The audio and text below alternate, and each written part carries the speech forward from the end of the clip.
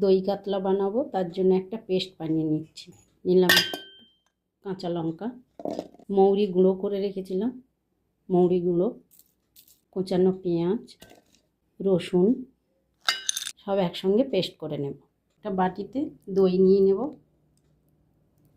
দইয়ের মধ্যে দেবো একটু গোলমরিচ গুঁড়ো, কাশ্মীরি লঙ্কার গুঁড়ো সামান্য পরিমাণ, মিক্সিতে গুঁড়ো করা চিনি অল্প করে। ভালোভাবে দইটাকে ফাটিয়ে নেব। হালকা করে কাতলা মাছগুলো ভেজে নেব। হালকা করে মাছগুলো ভেজে তুলে নিয়েছি। এবার একই তেলে দেব শুকনো লঙ্কা, গোটা গরম মশলা আর তেজপাতা দিয়ে হালকা নেড়ে চেড়ে দিয়ে দেবো পেস্টটা। দেবো একটু আদা বাটা, লবণ।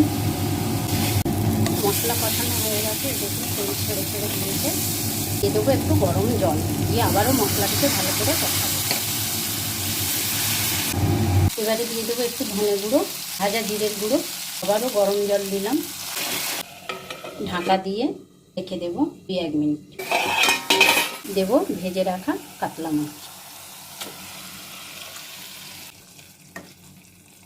মাছটাকে সেদ্ধ করে নেব 3 থেকে 4 মিনিট।